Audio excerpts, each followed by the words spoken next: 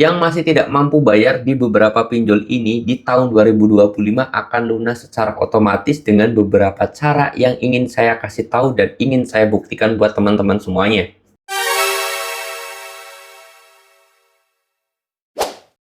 Assalamualaikum warahmatullahi wabarakatuh teman-teman semuanya. Pada kesempatan video kali ini saya ingin membahas tentang yang namanya pinjaman hutang lunas secara otomatis di tahun 2025 yang galbay di beberapa pinjol besar. Nah, di sini menjadi hal yang pengen saya bahas untuk teman-teman semuanya karena mungkin teman-teman semuanya pasti menginginkan hal ini, pasti pengen cepet banget terlepas dari yang namanya jeratan hutang pinjol.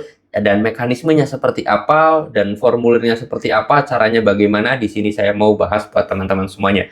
Oke, jadi buat teman-teman semuanya yang mungkin sering banget melihat video ataupun foto ataupun postingan dimanapun media sosialnya tentang yang namanya hutang lunas otomatis, ini saya pengen kasih tahu ya. Tidak ada yang namanya hutang lunas otomatis, teman-teman. Ada mekanismenya, ada caranya, ya. Jadi, kalau kalian berpikir, kalau kalian menganggap ada cara untuk melakukan hutang itu lunas otomatis tanpa bayar, itu tidak ada. Perlu dicatat itu. Kalian jangan mudah tergiur terhadap postingan dimanapun media sosialnya yang namanya hutang lunas otomatis. Tidak ada. Kalian tidak perlu lagi mencari cara untuk hutang itu biar bisa lunas secara otomatis. Itu tidak ada, teman-teman ya. Jadi yang perlu kalian tanamkan dan perlu kalian tancapkan dalam pikiran itu adalah gimana masalah pola pikir dan juga mental kalian saja. Kalau hutang tetap ada, kalau misalkan hutang kalian itu tidak ditagih lagi dan yang lain sebagainya, itu kalian sudah masuk klik OJK, nama kalian sudah di blacklist. Udah, titik seperti itu. Jadi kalau buat teman-teman semuanya, yang di Facebook, yang di Instagram, yang di TikTok, itu semuanya adalah jasa joki yang mau menipu kalian. Ya, intinya di situ. Kalau kalian itu merasa itu ada dan itu bisa, itu kalian adalah hal yang paling bodoh atau orang yang paling bodoh. Kalau misalkan mereka itu bisa menghapus data, bisa melunaskan hutang secara otomatis, kenapa dia aja yang nggak galbay? Kenapa dia aja yang ngajuin pinjaman terus hapus datanya, hutangnya lunas lagi, minjem lagi, lunas lagi? Nah, itu menjadi hal yang paling bodoh kalau kalian masih punya pikiran seperti itu. Nah, sekarang gimana, Bang? Kalau masalah mental dan juga pikiran kita agar hutang kita bisa lunas otomatis. Jawabannya bukan lunas otomatis, tetapi lebih memanage pemikiran kita atau pola pikir kita. Ya, jadi kalau misalkan kalian itu sudah berusaha keras untuk kerja, berusaha keras untuk membayar, berusaha keras untuk usaha banting tulang pagi siang malam dari ujung ke ujung, dari hulu ke hilir, tapi kenyataannya memang tidak mencukupi untuk melakukan pembayaran ataupun melakukan cicilan, kalian ini jangan pernah berpikir untuk melakukan gali lubang tutup lubang saja. Udah selesai.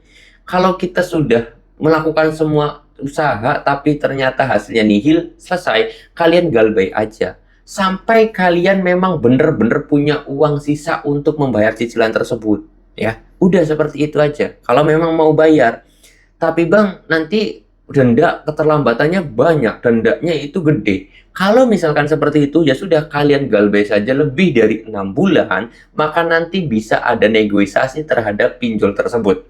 Entah masalah bunga dan juga dendanya itu dijamin, dipastikan bisa, teman-teman ya. Kalau galbaynya lebih dari 6 bulan. Kalau baru galbay 1 bulan, 2 bulan, atau 3 bulan, itu nggak bakalan bisa pinjol tersebut dinegosiasi.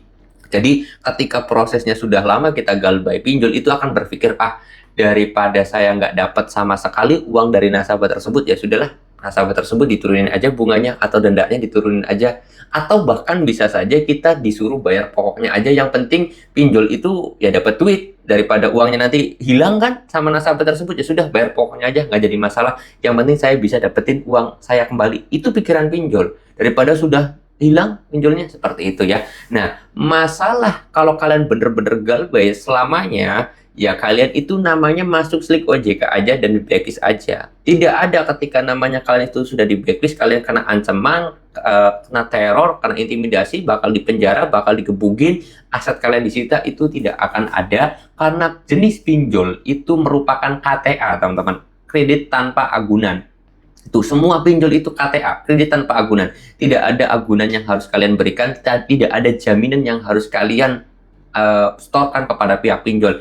Walaupun pulpen ya, ini jaminannya pulpen, saya hutang ke kamu, itu nggak bisa. Karena pinjol itu tanpa adanya agunan sama sekali, apalagi HP, apalagi barang-barang berharga lainnya itu tidak bisa. Oke, jadi tidak akan ada diambil barang kalian atau rumah kalian, itu tidak ada teman-teman. Tetap aman, tetap enjoy bagaimana kita menyikapi hal itu.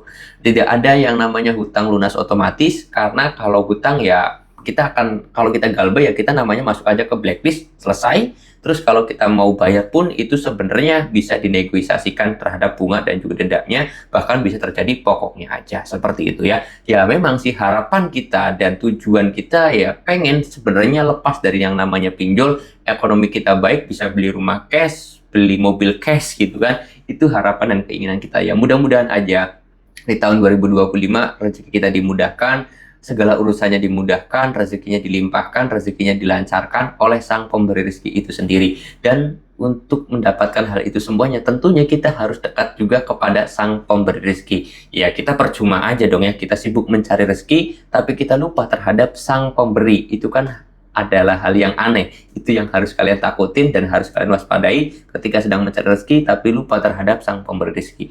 Mungkin itu aja teman-teman video yang dapat saya sampaikan. Mudah-mudahan video ini bermanfaat, dan kalau ada kata-kata yang kurang berkenan atau kata-kata yang tidak enak di hati, saya mohon maaf yang sebesar-besarnya. Saya mau tutup dulu video ini dengan kata Assalamualaikum warahmatullahi wabarakatuh.